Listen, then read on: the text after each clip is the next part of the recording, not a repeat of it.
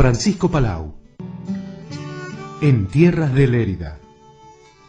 Lérida, una tierra muy noble desde hace mucho tiempo, porque sus hechos, mujeres y hombres, la hacen grande. Francisco llegó un 29 de diciembre de 1811, un frío día de invierno, a orillas del Bajo Segre, en la antigua ciudad de Aytona. Su familia era campesina, sencilla, trabajadora, y creían en la ternura de Dios. Por eso sus padres y sus hermanos lo rodearon de cariño y cuidado. El mismo día de su nacimiento, como se acostumbraba en aquellos tiempos, lo llevaron a la iglesia para que lo bauticen.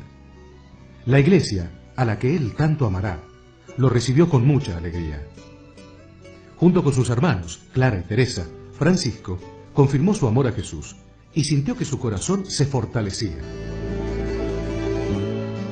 Mientras vivía en su pueblo, todos lo querían, desde su maestro hasta sus compañeros. Desde muy chico demostró ser muy generoso, dando su merienda a un pobre sin que se la haya pedido. Recordando esta experiencia, cuando es grande, Francisco nos contó que a los 7 años aprendió qué cosa era amar. Al lado de su papá, fue a la parroquia para cantar y alabar a Dios, al que irá conociendo cada día un poco más. Se levantaba muy temprano, así lo hacían todos en Aytona, y junto con sus padres iba al rosario de la aurora.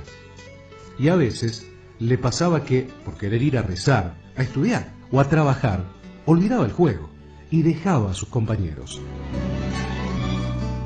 Sus padres no querían separarse de él, pero como eran buenos cristianos y querían de verdad a su hijo, se preguntaban qué es lo que Dios tendrá preparado para él. Por eso, cuando el cura y su hermana Rosa lo aconsejaron para que se fuera a Lérida a estudiar, lo apoyaron y acompañaron en su decisión. Francisco Palau se entregó sin ninguna resistencia y llegó al seminario de Lérida, donde se forman los jóvenes que luego serán sacerdotes. Y Dios sigue haciendo una gran obra en el corazón joven de Francisco. Cuando Francisco tiene casi 17 años, le conceden una beca por los méritos ganados en los estudios. Era admirador de Elías, un profeta que vivió en el desierto y que solo buscaba la gloria del gran Dios de la verdad. Según cuenta la Biblia, Elías oró con fervor en el Monte Carmelo, y desde entonces muchos hombres deseaban hacer lo mismo. Así Francisco descubre que su vocación era ser carmelita. A sus 21 años, en el año 1832, dejó el seminario y se marchó con los carmelitas descalzos. Allí seguirá estudiando y viviendo la oración, como se hace en el Carmelo de la Gran Teresa de Ávila. Y más complicaciones. Eran tiempos complicados. Los liberales y los carlistas desataron una guerra. A pesar de eso, no hay viento que detenga a Francisco. Él no tiene miedo y sigue adelante en su camino. En 1835, Barcelona está ardiendo. Se quemaron los conventos.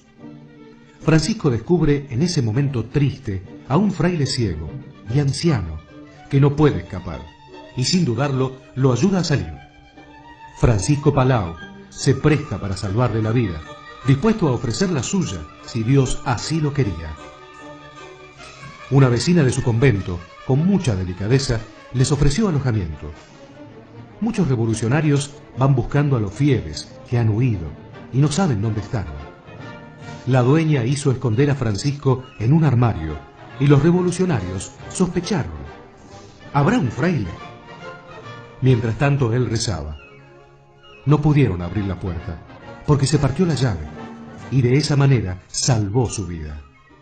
Pero al cabo de algunos días se entregó en la ciudadela con otros religiosos y los encerraron en la cárcel.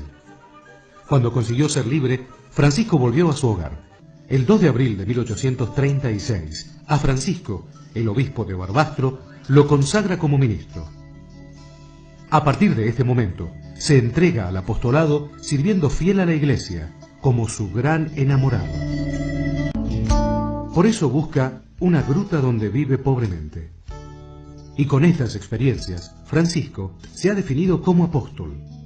La entrega y la penitencia de aquel joven carmelita para algunos de su pueblo supuso un cambio de vida. Y muy pronto lo seguirán unos jóvenes que ven en Francisco una gran entrega a Cristo. Su vida es intensa, predica, ora y escribe. Puede decir con San Pablo: en mí solo Dios ya vive. No faltó quien al principio sentía incomodidad por las palabras de este fraile, que decía lo que estaba mal. Y es así como una noche tenebrosa, dos hombres se citaron para matarlo en la cueva. Pero no pudieron lograrlo, porque Francisco los cambió al decirles con amor: entren a la cueva, que los oiré en confesión. Y con dolor vuelve a Francia. Pero al final lo despiden. Esta vez ganó la oposición. Abandonando la cueva, se fue a Lérida, a la prisión. Luego le dan una condena: irse a vivir a otro país. Era el año 1846. Luego de 10 años, dejará por siempre Francia y volverá a Barcelona, donde se presentará al obispo, Costa y Borras, que ya, desde el principio, lo nombra director del seminario para ejercicios. Empieza a ver la realidad y se da cuenta de que en Barcelona tendrá gran actividad, y para prepararse bien interiormente, se retira por un tiempo al Mont Sant. En este lugar de silencio, escribe las reglas de vida para el grupo de dirigidas que tiene en Francia, Lérida y también en Aitona. Las 16 jóvenes lucharon con mucho valor y pasaron grandes pruebas por seguir a Jesús. Pero el obispo de Lérida, influenciado por el gobierno, le ocasiona a Francisco vivir años humillado. Este le escribe una carta donde le pide que abandone las casas que antes había fundado, y también le prohíbe presentarse en su obispado.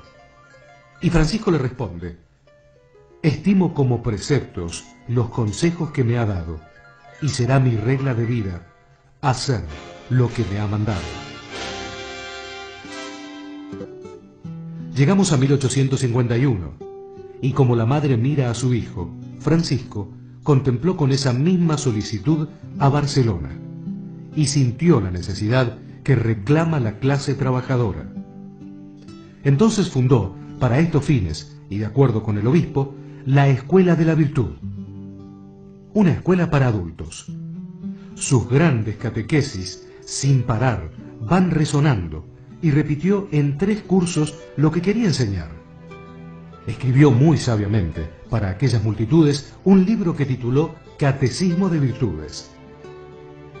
Como Francisco es muy pobre, su hermano José le dice que le pagará los gastos, y así la obra se imprime. El día 23 de marzo sucede algo anormal. Todo se ha paralizado por la huelga general. Nunca vivió Barcelona una manifestación tan grande. Los obreros no trabajaron, y los enemigos aprovecharon para decir que el culpable de la huelga era Francisco. Era el año 1854, cuando fue vencido, y el gobierno cerró la Escuela de la Virtud. Lo sacaron de Barcelona por tiempo indeterminado. Como castigo, lo mandaron a las islas, desterrado. Un barco lo llevó a Ibiza y lo abandonó en el puerto, donde no había ningún amigo que pudiera darle aliento. Sus amigos en secreto le mandan desde Barcelona la Virgen de las Virtudes, que era la imagen que precedía en la Escuela de la Virtud. Con la imagen tan amada hizo muchas procesiones, llevándola por las islas siempre que iba a hacer misiones. Y el primer santuario que había en Ibiza, dedicado a María, será obra de este gran misionero. Lo envían de nuevo a Ibiza, como exiliado, pero él perdona toda ofensa de los que lo han condenado. Solo Dios ha conocido la exquisita caridad que Francisco Palau tuvo con los que le hicieron mal. Y por fin su oración es escuchada. El primer ministro le da plena absolución. Y así Francisco vuelve a Barcelona, después de pasar 10 años en el exilio. La reina lo ha declarado inocente y le extiende un escrito que así lo demuestra.